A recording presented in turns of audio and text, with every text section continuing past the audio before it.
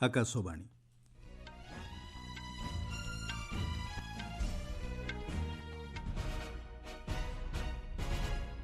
संवाद पढ़ुछंती सत्यव्रत बेहुरा।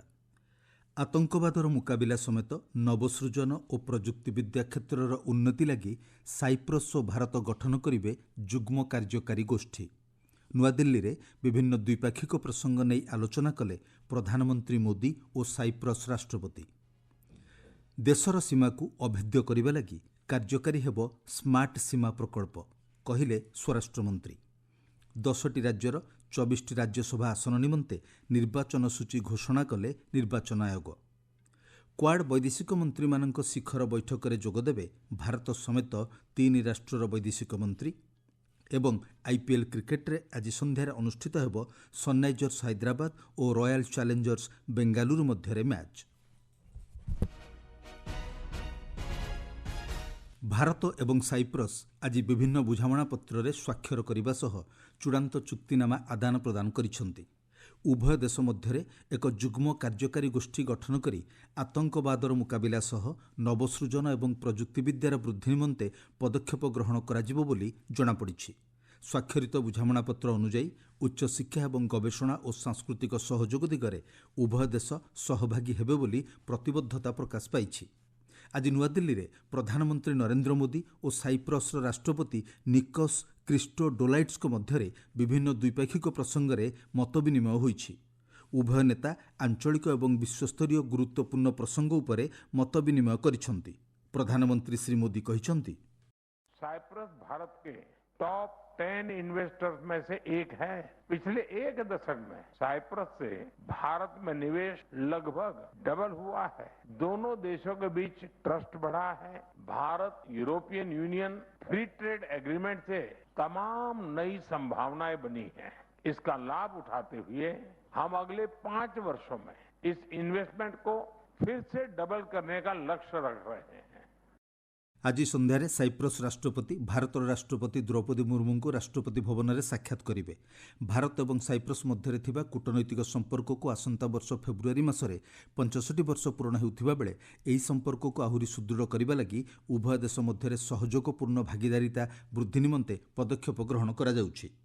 गतकाली साइप्रस राष्ट्रपति 4 दिनिया भारत गस्तरे आसी नुआदिल्ली रे पहुंचीथिले। तांको सह मंत्री अधिकारी एवं व्यावसायिक प्रतिनिधि दल भारत गस्तरे आसिछंती। प्रधानमंत्री नरेंद्र मोदी गतकाली नुआदिल्ली रे मंत्रिस्तरीय बैठक रे अध्यक्षता करिथिले। सामाजिक गणमाध्यम रे श्री मोदी कहिसंती, बैठक रे जीवन धारणर सहजता, व्यवसाय क्षेत्र रे सहजता एवं विकसित भारत लक्ष्य पूरण नै अनेक गुड़िए संस्कारमूलक प्रसंग उपरे आलोचना होइतिला। स्वराष्ट्र मंत्री अमित शाह कहिसंती, सरकार देशर सीमा को अवैध करने लगी स्मार्ट सीमा प्रकल्प आरंभ करेंगे। नुआदिल्ली रे आज सीमा सुरक्षा बल बीएसएफ रो अलंकरण समारोह रे उद्बोधन देई श्री शाह कहिसंती, स्मार्ट सीमा प्रकल्प रे देशर सीमा को ड्रोन, राडार, कैमेरा एवं अत्याधुनिक प्रजुक्तिविद्या संबल व्यवहार करा जाई सशक्त करा जिवो। से कहिसंती, सीमा सुरक्षा बलर सुरक्षा व्यवस्था अधीन रे आसंता 1 वर्ष मध्य एही कार्यक्रम हाथकु निया जिवो। स्थापना से अब तक 65 से 2026 तक सीमा सुरक्षा बल के जिन जवानों ने अपनी अप्रतिम देशभक्ति और कर्तव्य परायणता का प्रदर्शन करते हुए अपना सर्वोच्च बलिदान दिया है, वो सभी 2000 से ज्यादा जवानों को मन पूर्वक श्रद्धांजलि और आदर पूर्वक नमन करना चाहता हूं। मंत्री श्री शाह कहिसंती, सीमा सुरक्षा क्षेत्र में दायित्वपूर्ण भावे आंतर्जातिक सीमारेखा को विवेचना करा जिबा उचित। से कहिसंती, केवल सीमावर्ती अंचल में देखा देउथिबा आह्वानगुड़िकर मुकाबिला करिबा यथेष्ट नुहे। तेबे से क्षेत्र में सृष्टि होउथिबा अनेक प्रकार आह्वान मुकाबिला करिबा क्षेत्र में बीएसएफ सफल होइछि। श्री शाह एही अवसर में अवैध अनुप्रवेश, निशाद्रव्य कारोबार, अस्त्रशस्त्र एवं नकली मुद्रा कारोबार सीमा सुरक्षा दिगरे आह्वान पालटिथिबा कहिसंती।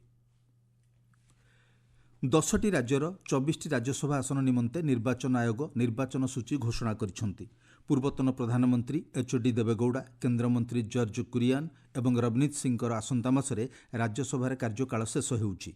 ଘୋଷଣା କରାଯାଇଥିବା ନିର୍ବାଚନ ସୂଚୀ ଅନୁଯାୟୀ ଆନ୍ଧ୍ରପ୍ରଦେଶ, ଗୁଜରାଟ, କର୍ଣ୍ଣାଟକର 4ଟି ଲେଖାଏଁ ରାଜ୍ୟସଭା ଆସନ ନିମନ୍ତେ ନିର୍ବାଚନ ହେବାକୁ ଥିବାବେଳେ ରାଜସ୍ଥାନ ଏବଂ ମଧ୍ୟପ୍ରଦେଶର 3ଟି ଲେଖାଏଁ, ଝାଡ଼ଖଣ୍ଡର 2ଟି, ମଣିପୁର, ମେଘାଳୟ, ଅରୁଣାଚଳ ପ୍ରଦେଶ ଏବଂ ମିଜୋରାମର 1ଟିଏ ଲେଖାଏଁ ଆସନ ପାଇଁ ନିର୍ବାଚନ ହେବ।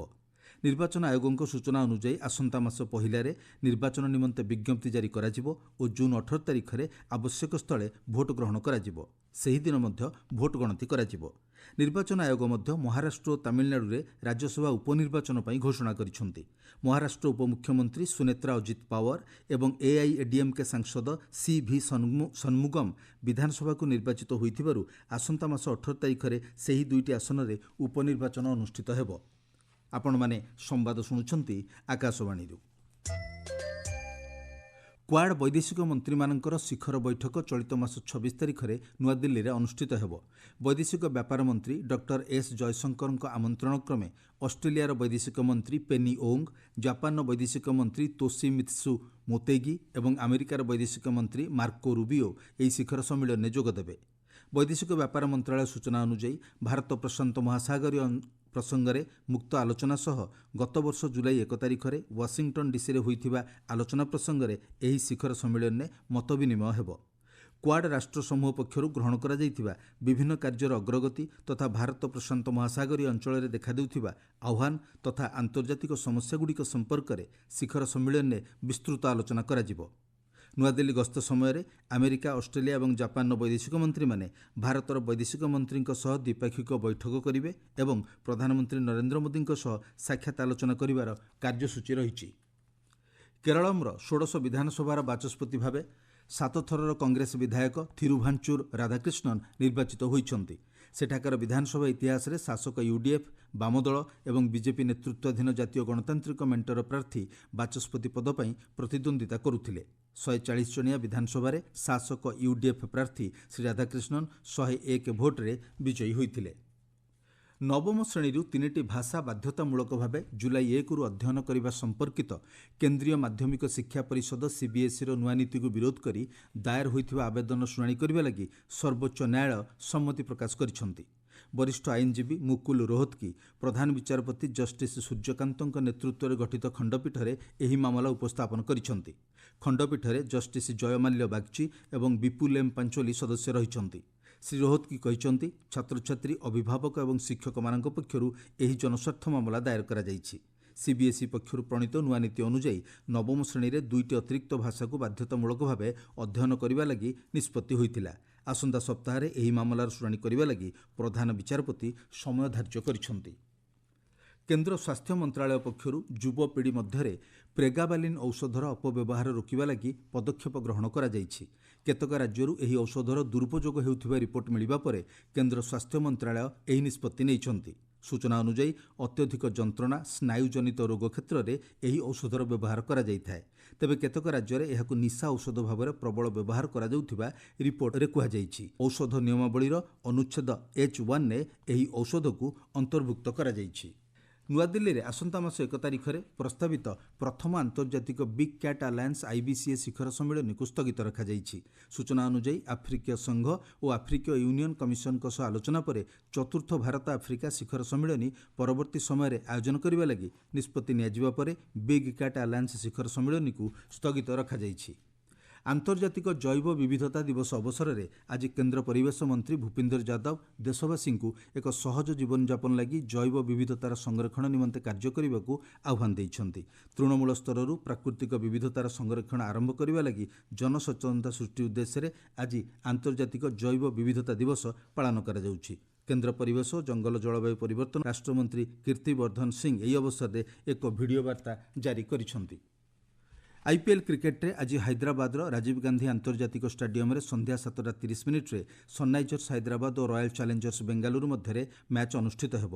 ଗତକାଲି ଅହମ୍ମଦାବାଦର ନରେନ୍ଦ୍ର ମୋଦି ଷ୍ଟାଡିୟମରେ ଅନୁଷ୍ଠିତ ମ୍ୟାଚ୍ରେ ଗୁଜରାଟ ଟାଇଟନ୍ସ 89 ରନ୍ରେ ଚେନ୍ନାଇ ସୁପର କିଙ୍ଗସ୍କୁ ପରାସ୍ତ କରିଥିଲା। ମୁଖ୍ୟ ସମ୍ବାଦ ପୁଣିଥରେ। ଆତଙ୍କବାଦର ମୁକାବିଲା ସମେତ ନବସୃଜନ ଓ ପ୍ରଯୁକ୍ତିବିଦ୍ୟା କ୍ଷେତ୍ରର ଉନ୍ନତି ଲାଗି ସାଇପ୍ରସ୍ ଓ ଭାରତ ଗଠନ କରିବେ ଯୁଗ୍ମ କାର୍ଯ୍ୟକାରୀ ଗୋଷ୍ଠୀ। ଦେଶର ସୀମାକୁ ଅଭେଦ୍ୟ କରିବା ଲାଗି କାର୍ଯ୍ୟକାରୀ ହେବ ସ୍ମାର୍ଟ ସୀମା ପ୍ରକଳ୍ପ, କହିଲେ ସ୍ୱରାଷ୍ଟ୍ରମନ୍ତ୍ରୀ। 10ଟି ରାଜ୍ୟର 24ଟି ରାଜ୍ୟସଭା ଆସନ ନିମନ୍ତେ ନିର୍ବାଚନ ସୂଚୀ ଘୋଷଣା କଲେ ନିର୍ବାଚନ ଆୟୋଗ। क्वाड वैदेशिक मंत्री मानक शिखर बैठक में जोगदेवे भारत समेत 3 राष्ट्र वैदेशिक मंत्री एवं आईपीएल क्रिकेट रे आज संध्यार अनुष्ठित हेब सनराइजर्स हैदराबाद और रॉयल चैलेंजर्स बेंगालुरु मध्य मैच। संवाद शेष है।